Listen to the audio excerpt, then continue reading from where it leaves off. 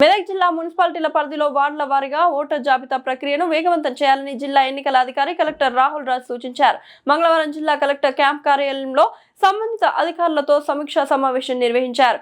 ఈ సందర్భంగా కలెక్టర్ మాట్లాడుతూ మున్సిపాలిటీల పరిధిలో వార్డుల వారీగా ఓటర్ జాబితాలు ఎలాంటి అవకతవకలకు తావు లేకుండా స్పష్టంగా రూపొందించాలని ఆదేశించారు. నివాస ప్రాంతాలకు సమీపంలో పోలింగ్ కేంద్రాల ఏర్పాటు కోసం అనుకూల ప్రాంతాలను గుర్తించాలని తెలిపారు. వార్డుల వారీగా ముసాయిదా ఓటర్ జాబితాలు పోలింగ్ కేంద్రాలను జనవరి 1న ప్రకటించాలని, జనవరి 10న తుది ఓటర్ల జాబితాలు ఖరారు చేయాలని స్పష్టం చేశారు. ఈ నెల 30న మున్సిపాలిటీ వారీగా వివరాల పరిశీలన, 31న వార్డుల వారీగా పోలింగ్ కేంద్రాలు సిద్ధం చేయాలని సూచించారు. జనవరి 5న మున్సిపల్ కమిషనర్లు, రాజకీయ పార్టీల ప్రతినిధులతో 6వ జిల్లా స్థాయిలో సమావేశాలు నిర్వహించాలని తెలిపారు. ఈ సమావేశంలో ZP CEO Yellaiah, RDO PD Srinivasarao, housing PD Manikyam, జిల్లా పంచాయతీ అధికారి యాదయ్య, మున్సిపల్ కమిషనర్లు పాల్గొన్నారు. 600 మంది ఓటర్లు ఉన్నారు పంచాయతీలో.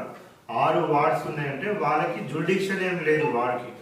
వాళ్ళకి ఒకటే ఒక క్రిటేరియా ఏంటంటే ఈచ్ వార్డులో కూడా same number of similar, same అని ఎగ్జాక్ట్గా చెప్పలేము కానీ సిమిలర్ నెంబర్ ఆఫ్ పర్సన్స్ ఉండాలా అనేసి అంటే అప్పుడు మనం ఏం చేసినామంటే ఈచ్ వాడికి 100 వేసుకుంటూ పోయినాం.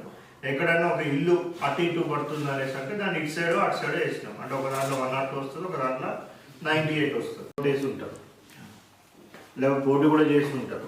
ఇప్పుడు వాళ్ళు ఏం చేస్తారు, వాళ్ళు ఇల్లు ఇక్కడ కూడా ఒకటి ఉంటుంది, అక్కడ కూడా ఒకటి ఉంటుంది. అక్కడ క్యాన్సిల్ చేసుకొని వచ్చి ఇప్పుడు ఇక్కడ ఓటు వేసుకొని ఇక్కడ పోతున్నాం ఓటు చేసుకొని ఇక్కడ ఓటు వేస్తారు, లేకపోతే కంటెస్ట్ కూడా చేసే ఛాన్స్ ఉంటుంది.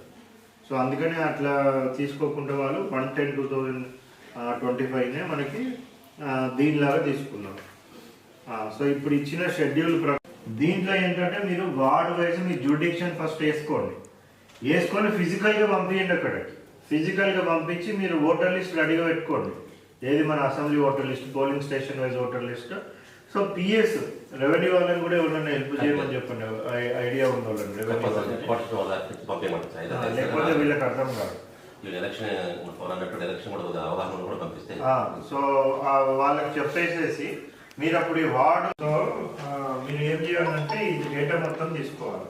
అది ఫస్ట్ పాయింట్.